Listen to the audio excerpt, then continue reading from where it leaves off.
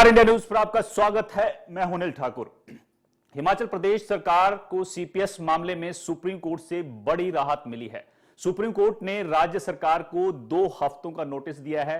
इस फैसले में खास यह है कि अगली सुनवाई तक इन 6 विधायकों के खिलाफ अयोग्यता का केस नहीं चलेगा। यानी जो भाजपा मांग कर रही थी कि ऑफिस ऑफ प्रॉफिट मामले में 6 विधायकों की सदस्यता रद्द की जाए, उस पर फिलहाल हिमाचल को सरकार को अगली सुनवाई तक जो है वो राहत मिल गई है। हिमाचल सरकार की ओर से मामले में सीनियर लॉयर कपिल सिब्बल और अभिषेक मनु सिंघवी पैरवी कर रहे थे। हाईकोर्ट के फैसले के क्लॉज नंबर 50 के तहत विधायकों की सदस्यता जा सकती थी, लेकिन अब सुप्रीम कोर्ट से राहत के बाद विधायक अपने पद पर फिलहाल बने रहेंगे। उन पर डिस्क्वालिफिकेशन वाला संकट नहीं है। फैसला आने के बाद सीपीएस मामले पर जो नरेश चौहान है, सीएम के मीडिया सलाहकार, उन्होंने बीजेपी पर बड़ा हमला किया और कहा है कि बीजेपी के नेता बहुत उत्साहित थे कि विधायकों की सदस्यता रद्द करवाकर सरकार को कमजोर करेंगे, लेकिन सुप्रीम कोर्ट ने इनके मंसूबों पर पानी फेर दिया है। पहले भी बीजेपी के ऑपरेशन लोटस को कांग्रेस और हिमाचल के लोगों ने फेल किया था। विपक्ष हिमाचल का नाम खराब कर रहा है, विपक्ष को पॉजिटिव विपक्ष की भूमिका निभानी चाहिए थी, ये नरेश चौहान ने कहा है। वहीं कैबिनेट मंत्री अनिरुद्ध सिंह और यादवेंद्र गोमा ने कहा है कि बीजेपी के अंदर ईस्ट इंडिया कंपनी घुस गई है। बीजेपी हर्ष महाजन, सुधीर शर्मा और राजेंद्र राणा की गुलाम बन गई है। वहीं जयराम ठाकुर ने पलटवार करते हुए कहा है कि ये 2 मंत्री जो हैं पहली बार कैबिनेट में शामिल हुए हैं, इनको पता नहीं कि कौन क्या कुछ सिखा रहा है। साथ ही उन्होंने सुप्रीम कोर्ट के फैसले पर कहा कि हम इस फैसले का स्वागत करते हैं। एससी ने हाई कोर्ट के फैसले को सही ठहराया। साथ ही नेता प्रतिपक्ष ने कहा कि 6 विधायकों की सदस्यता पर स्टे फिलहाल अगली सुनवाई तक लगा है। हम इस पर अगली सुनवाई में बात रखेंगे, चर्चा करेंगे इस मुद्दे पर। लेकिन पहले सुनिए जयराम ठाकुर और नरेश चौहान क्या कुछ कह रहे हैं। देखिए, एक तो पहली बात की जो हाई कोर्ट का फैसला सुप्रीम कोर्ट में जो एसएलपी के रूप में हुआ है, आज उसमें हियरिंग हुई है और उसमें स्पष्ट किया है कि हाई कोर्ट ने सीपीएस को हटाया है, ये सही है। पहली बात तो ये है कि उसको सही ठहराया हाई कोर्ट के फैसले को कि भाई जो हटाना उनका जो है, क्योंकि कानून के मुताबिक, नियम के मुताबिक जो उनकी नियुक्ति जो नहीं की गई है और उस तरह से उनको हटाना उचित है। लेकिन दूसरा पार्ट पे जो है उसमें जो उन्हें डिस्क्वालिफिकेशन एमएलएस की उसमें बनती है कि नहीं बनती है, इस सारी चीज़ को उन्होंने कहा कि इस पे हम स्टे लगाते हैं और उसके बाद अगली हियरिंग इसके लिए तय हुई है। और आगे इस बारे में हमारा जो लीगल पार्ट को देख रहे हैं वकील जो है वो कानूनी सलाहकार और सारी कानूनी तरीके से इसको एग्जामिन करेंगे, उसके बाद अगली बहस पे इस पर बात रखेंगे। लेकिन मैं सुप्रीम कोर्ट का और हाई कोर्ट का इस बात के लिए धन्यवाद करता हूं कि सीपीएस असंवैधानिक पाए गए और इसलिए उनको हटाने का फैसला हाई कोर्ट का सुप्रीम कोर्ट ने भी उचित माना। इसकी नियुक्ति को लेके माननीय हाई कोर्ट ने उसको क्वैश किया था और उसके लिए हमारी सरकार माननीय सुप्रीम कोर्ट में गई थी। आज वो केस लगा था और आज वहाँ जो फैसला हुआ, सुना गया, उसमें बड़ी राहत मिली है।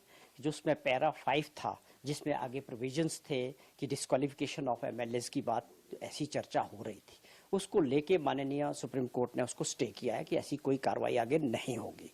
और जहां तक सवाल है, सुप्रीम कोर्ट के आदेश है कि आप इनको दोबारा अपॉइंट नहीं कर सकते हैं सीपीएस। और जो केस है हमारा, जो ऑलरेडी पेंडिंग दूसरे राज्यों के केसेस सुप्रीम कोर्ट में थे, उसके साथ उस केस को भी क्लबिंग किया है। और इसके साथ एक भी आज जिक्र हुआ कि मणिपुर का जब फैसला आया था इसी तरह appointments of CPS and PS, तो असम का भी था, उसमें भी डिस्क्वालिफिकेशन नहीं थी।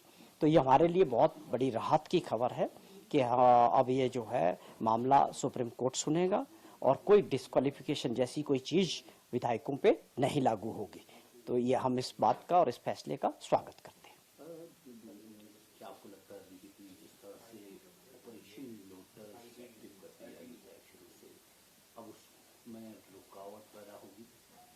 देखिए, ये अनफॉर्चुनेट था हिमाचल प्रदेश के लिए कि जो विपक्ष में जो लोग हैं जिम्मेवारी के साथ होना चाहिए। वो हर बात को इस नजरिए से देख रहे थे कि सरकार को कमजोर करने का प्रयास पहले दिन से सरकार के साथ किया जा रहा था। अभी भी काफी उत्साहित भाजपा के लोग और नेता थे कि वो डिस्क्वालिफिकेशन देख रहे थे, सरकार कमजोर करने की और दोबारा चुनाव तक की बात पहले भी ऑपरेशन लोटस के जरिए सरकार गिराने का प्रयास किया गया, उसमें धन बल का यूज हुआ, उसमें एजेंसीज का यूज हुआ, लेकिन हिमाचल प्रदेश के लोगों ने वो सारी बातें फेल की है। दोबारा से बाई इलेक्शंस में जो है विधायकों की संख्या कांग्रेस पार्टी की 40 हुई है।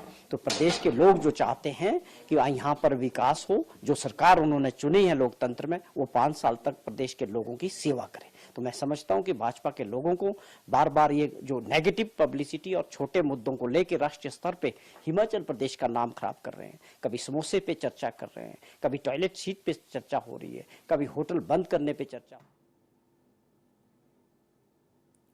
तो हिमाचल सरकार को फिलहाल सुप्रीम कोर्ट से बड़ी राहत मिली है। 6 पूर्व सीपीएस जो हैं, विधायक हैं, अब उनको भी बड़ी राहत है, अभी वो विधायक बने रहेंगे। हमारे साथ चर्चा के लिए हरदीप बावा कांग्रेस की तरफ से, जीतराम कटवाल बीजेपी की तरफ से और संजय कुमार जो हैं सुप्रीम कोर्ट के वकील हमारे साथ जुड़ गए। आप सभी का स्वागत है। सबसे पहले संजय कुमार जी, मैं आपके पास आना चाहूंगा।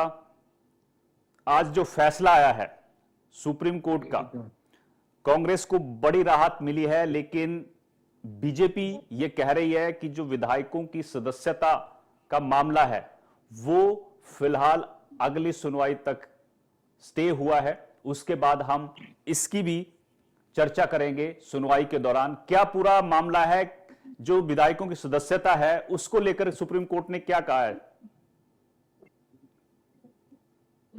सबसे पहले तो मैं आपको नमस्कार, मैं आपके दर्शकों को सबको नमस्कार। और मैं आपको यहाँ पे दुरुस्त करना चाहता हूँ, ये कोई फैसला नहीं होता, ये अंतिम फैसला नहीं है, एक इंटरिम फैसला था जो इसमें state of Himachal Pradesh supreme court high court ने एक ऑर्डर पास किया था 13 नवंबर 2024 को कि चीफ पार्लियामेंट्री सेक्रेटरीज जो हैं वो जो है वो हटाए जाए। इस चीज को जानने के लिए मैं पहले आपसे थोड़ा सा टाइम चाहूंगा कि हाईकोर्ट का जो ऑर्डर है उसको देखने के लिए हमें 2 नजरिए चाहिए। हाईकोर्ट ने एक ऑर्डर पास किया, पहला उस ऑर्डर में यह था कि जो एक नोटिफिकेशन इशू की थी, जो एक एक्ट के तहत सरकार ने यानी हिमाचल सरकार ने की थी कि 6 parliament secretaries, chief parliamentary secretaries जो हैं एक नोटिफिकेशन के तहत जो है वो चलाए जाएंगे, मतलब अपॉइंट किए जाएंगे।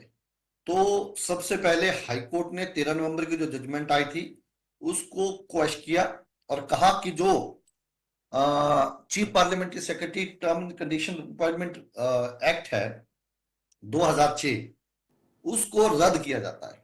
ठीक है, अब दूसरा एक्ट था इसमें जो हिमाचल हाई कोर्ट ने, अब मैं थोड़ा सा इसको समझने की जरूरत है कि Himachal Pradesh legislative assembly member removal and disqualification act 1971, जिसके तहत जो है वो 3D में, जिसकी पैराग्राफ नंबर 50 में जो है वो हाई कोर्ट ने चर्चा की थी कि 3D में जो मेंबरशिप की इनको प्रोटेक्शन है वो भी इनकी हटाई गई। आज इसका फैसला नहीं आया है, उसको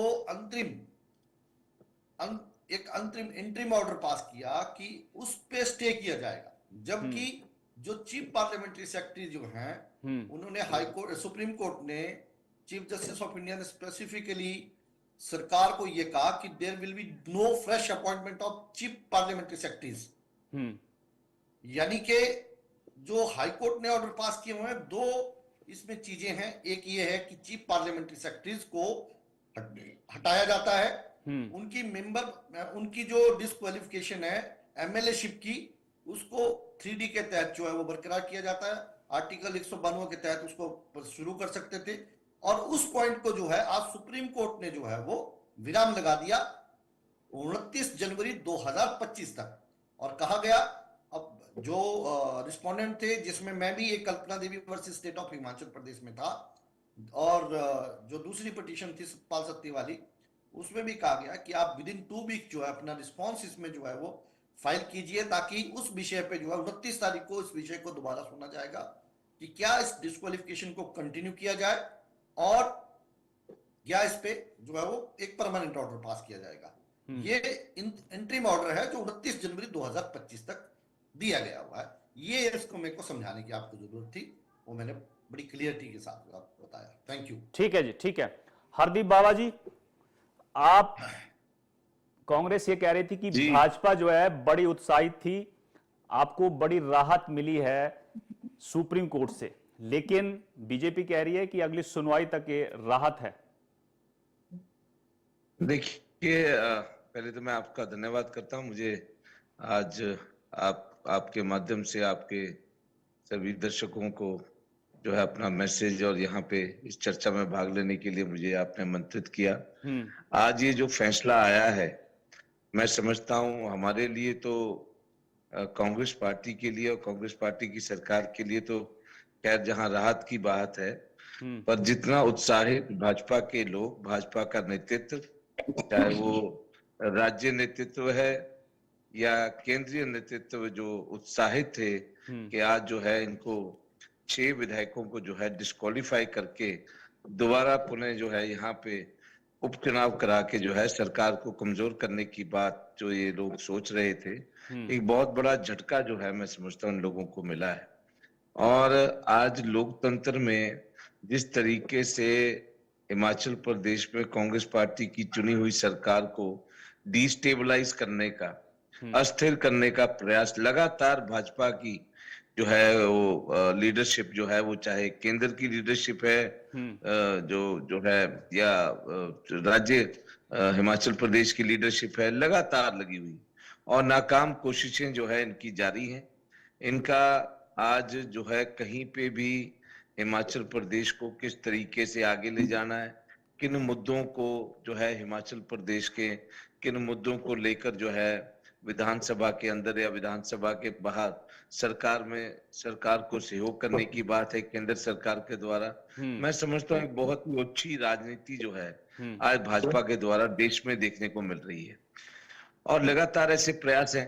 पीछे भी आपने देखा है कि 6 विधायकों का जो है वो जो है इन्होंने इस्तीफा कराया और 6 विधायकों को जो है 3 विधायक आजाद विधायकों का इस्तीफा हुआ। 6 विधायकों ने जो है कांग्रेस पार्टी का साथ छोड़ के भाजपा की टिकट से चुनाव लड़ा। 9 चुनाव हुए, 9 में से 6 लोग जो है आज भाजपा की इस करतूत के चलते आज घर बैठ गए।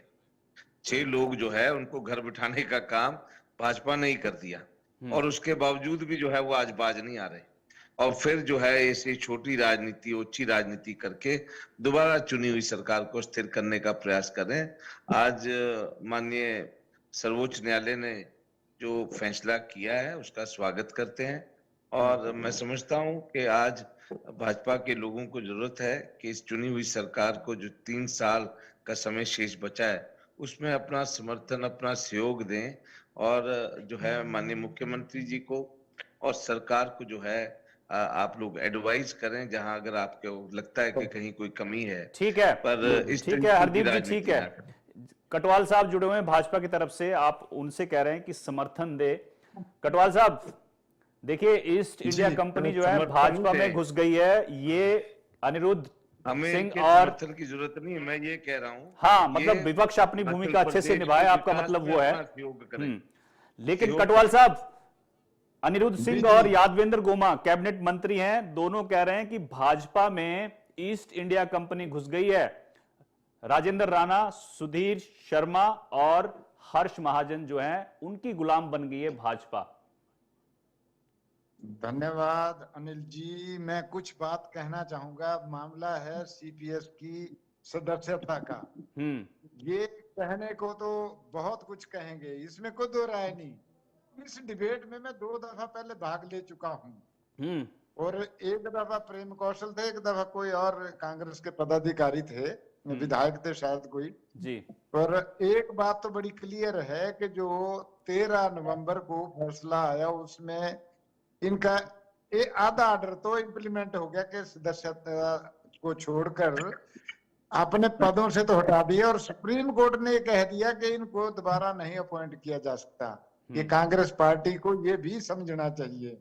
और जब एक बात मैं बताऊं कि जब किसी भी कोर्ट में जाता है व्यक्ति, कोई भी मामला कोर्ट में जाता है, तो एक कोर्ट का कर्तव्य या कोर्ट की एक धारणा होती है को कुछ टाइम तक उसको सुनने के लिए। उसको जाने का फायदा तो तब होगा कि अगर कुछ को स्टेटस को दिया ना, कुछ इनको फैसला तो नहीं दिया, कोई ये बड़ी भारी राहत नहीं है। एक सामान्य प्रक्रिया है कि ये अगली सुनाई तक इनको कोई सदस्यता का जो खतरा जिसको ये मान रहे हैं कि सदस्यता से वंचित होने की बात थी, डिस्क्वालिफिकेशन की बात थी, उस पे कार्रवाई नहीं होगी। इलेक्शन कमीशन या राज्यपाल महोदय इस पे कोई कार्रवाई ही शुरू नहीं करेंगे। या पार्टी अगर बीजेपी कहती भी है तो उतनी देर तक इसके ऊपर स्टे कह लो या स्टेटस को कह लो, इसमें ना कोई इनकी बड़ी भारी जीत है। परंतु कांग्रेस पार्टी को एक बात बहुत स्पष्ट तरीके से याद रखनी चाहिए, असम में डिस्क्वालीफाई हुए, मणिपुर में हुए, दिल्ली में हुए हैं आपकी सरकार में, और अब हिमाचल का फैसला आ गया। अभी उन्होंने, ये तो सुप्रीम कोर्ट का अपना व्यू होता है, अपना एक सोच होती है, संवैधानिक तरीके से समझने का एक अपना परिप्रेक्ष्य रहता है प्रत्येक कोर्ट का और अथॉरिटी का, कि अगर जो हाई कोर्ट ने फैसला दिया, वो भी एक कोई छोटा कोर्ट नहीं है, high court and supreme court both are courts of reference and record. तो जो रेफरेंस रिकॉर्ड का एक स्टेज पे तो कांग्रेस पार्टी हार चुकी है। इसमें कोई ना बीजेपी वालों को दोष देने की कोई जरूरत है, कोर्ट से हुआ, ये कोर्ट का सम्मान करते हैं तो हाई कोर्ट के आर्डर का भी सम्मान करना इनको बनता है। ये ईस्ट इंडिया कंपनी गोमा जी कहें या कोई और कहें, या किसी के बोलने से, अनिरुद्ध सिंह के कहने से, कोई ईस्ट इंडिया कंपनी, अपनी अपनी व्यक्तिगत धारणाएं होती हैं और इनकी कोई रेलेवेंस नहीं होती इन मामलों में।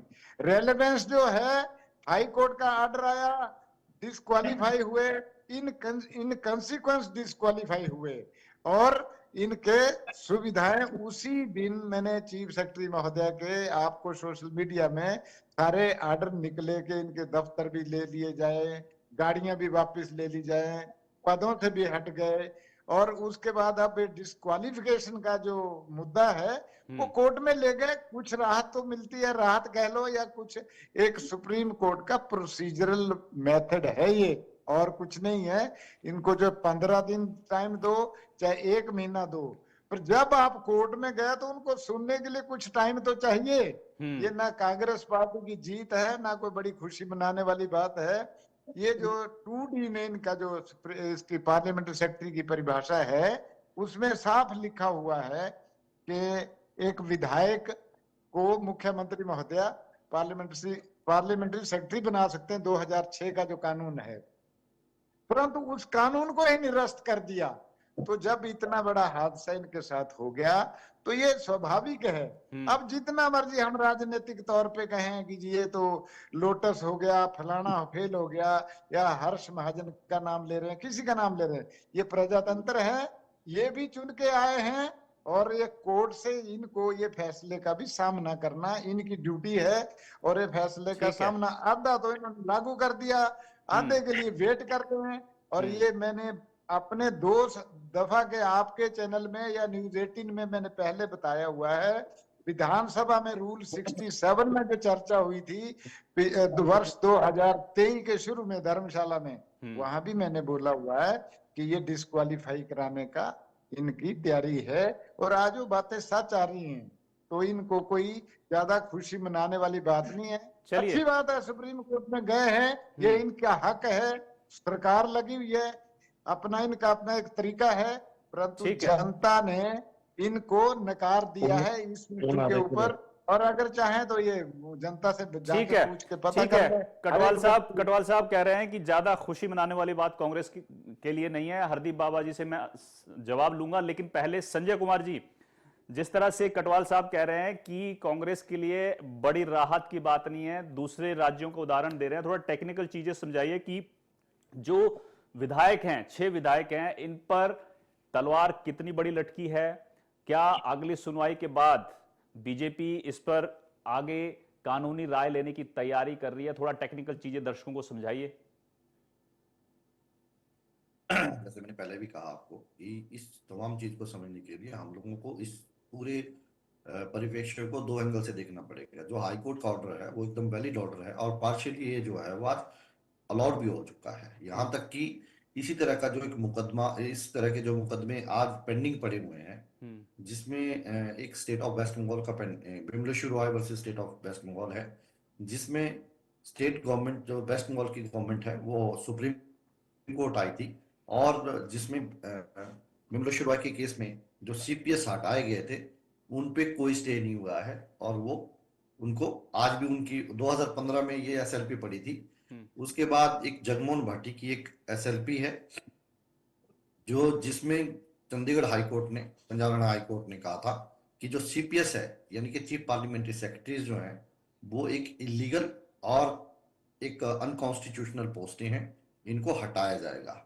परंतु एक जो स्टेट ऑफ गवर्नमेंट ने कहा कि 50 पैराग्राफ नंबर 50 जिसमें 3D डिस्क्वालिफिकेशन की बात जो एमएलए-शिप की कही गई है वो एक सिनिकल पैराग्राफ है, उस पे हम लोगों को चर्चा करने की जरूरत है। इसलिए जो कटवाल साहब ने कहा कि ये एक प्रोसीजरल पार्ट है, प्रोसीजरल पार्ट बिल्कुल है और इसमें अपोजिट पार्टी को, जैसे मैंने कहा कि मैं अप्रैल 2023 में जो कल्पना देवी वाली पीआईएल फाइल की गई थी, सवाल ये होना चाहिए कि क्या इस तरह के फैसले जनता के हित में है कि नहीं है।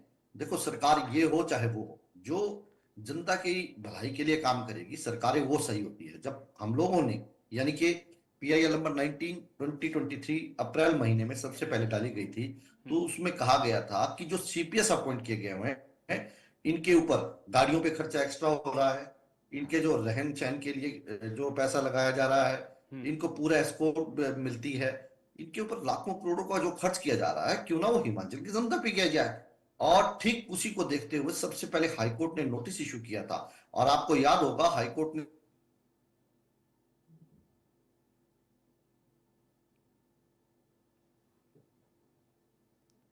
चलिए ठीक है संजय कुमार जी, आवाज नहीं आ रही आपकी। आज हेलो, हाँ बोलिए बोलिए। आज ये मेरा मानना ये है जितने भी हाई कोर्ट हैं, मैक्सिमम हाई कोर्ट ने सीपीएस को गलत ठहराया हुआ है, जिसमें चाहे वो कलकत्ता हाई कोर्ट। चलिए सीपीएस तो गलत है संजय जी सीपीएस तो गलत है, बस सदस्यता की बात कर रहे हैं। सदस्यता पर कितनी बड़ी तलवार लटकी है? सदस्यता की इनको जो राहत है अभी, जो इंटरिम इनकी प्रोटेक्शन है वो जनवरी 29 तक, जब तक हमारा यानी कि रिस्पोंडेंट का जो रिप्लाई फाइल होगा तब तक, उसके बाद दोबारा 29 तारीख को बहस होगी कि क्या इनके सदस्य को जो है वो क्या एमएलए-शिप को डिस्क्वालीफाई किया जाए, जो उनको 3D की प्रोटेक्शन हटाई गई थी क्या उसको बरकरार किया जाएगा। तो ये एक देखो कोर्ट जो है चाहे वो हाई कोर्ट हो चाहे सुप्रीम कोर्ट हो, इनको कभी भी बिना सुने जो है, देखो जब भारतीय जनता पार्टी को के लोग गए थे और हम लोग जब गए थे तो हम लोगों को जो इंटरिम स्टे मिला था, परंतु उसमें एक जो प्रोसीजरल एस्पेक्ट था पूरा किया गया था। उसने हिमाचल सरकार को भी रिप्लाई फाइल करने का अधिकार था।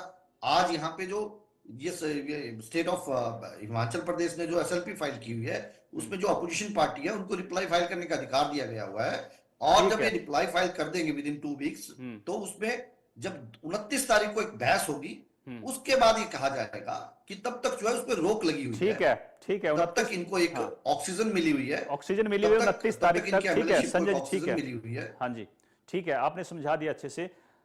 हरदीप जी, कटवाल जी कह रहे हैं कि ज्यादा खुशी मत मनाइए, सीपीएस का जो फैसला है उस पर झटका लगाया आपको और यहां कुछ दिन की राहत है, क्या कहना चाहेंगे?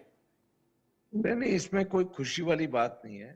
हम इसमें तो सिर्फ इतना कहना चाहता हूं मैं, इसमें कोई खुशी गमी वाली बात नहीं। हम इसमें कोई खुशी नहीं मना रहे, कोई गमी नहीं मना रहे। हाँ, जो भाजपा के लोग उत्साहित थे कि डिस्क्वालिफिकेशन हो जाएगी, दोबारा उपचुनाव आ जाएंगे, दोबारा 6 सीटों के उपचुनाव होंगे, दोबारा जो है 6 महीने के लिए कामकाज प्रदेश का बंद हो जाएगा, कोड ऑफ कंडक्ट लग जाएगा। मैं समझता हूं कि इन चीजों में कोई फायदा है नहीं। हिमाचल की जनता चाहती है कि यहाँ पे स्टेबिलिटी रहे और यहाँ पे जो है इतने चुनाव जो उपचुनाव हुए हैं, ये चुनाव ना होके सरकार को समय दिया जाए और सरकार काम कर सके 3 साल, और ऐसी स्टेबिलिटी जो है आज हिमाचल प्रदेश के लोग चाहते हैं। वेराज भाजपा के लोग तो जो है इस सरकार को गिराना चाहते हैं, इस सरकार को अस्थिर करने का, कमजोर करने का काम करना चाहते हैं, और उसी षड्यंत्र के तहत आज ये सब कुछ हो रहा है जो मैं कहना चाह रहा हूं। ठीक है कटवाल साहब। जी, ऐसे है बाबा जी, किसी ना किसी तरीके से मान तो गए, समझ भी गए। मैं अभी भी वही दोहराता हूं कि जो हाई कोर्ट ने फैसला दिया, court of reference and record, दो बातें बोली मैंने, तो हाई कोर्ट का फैसला भी उतना इंपॉर्टेंट होता है जब तक कि वो रिवर्स या रिपील या रिवाइज ना हो। एक दफा इस पे फैसला आ चुका है हाई कोर्ट से, और हाई कोर्ट ने इनको जो एक प्रोसीजर के तहत डिस्क्वालीफाई होने का तरीका है, गवर्नर को रिप्रेजेंटेशन जाए, इलेक्शन कमीशन इसको छानबीन करे, और ये हुआ। पर इन कंसिक्वेंस जो भी एक्शन होना है हाई कोर्ट ने कहा है।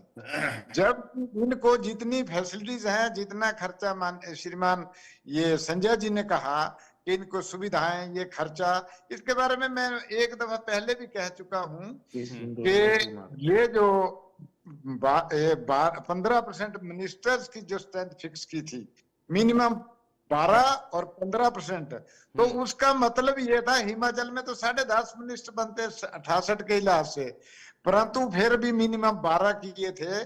तो इसका मतलब ये था, संविधान की जो स्पिरिट है एक्ट की, वो ये है कि 12 आदमी बड़े अच्छे तरीके से कैबिनेट मिनिस्टर रैंक रख लो, मिनिस्टर ऑफ स्टेट रख लो, मुख्यमंत्री और राज्य सरकार की सुविधा अनुसार काम का बंटवारा हो, आवंटन हो, प्रशासन चलाए, शासन चलाए, अच्छी बात है।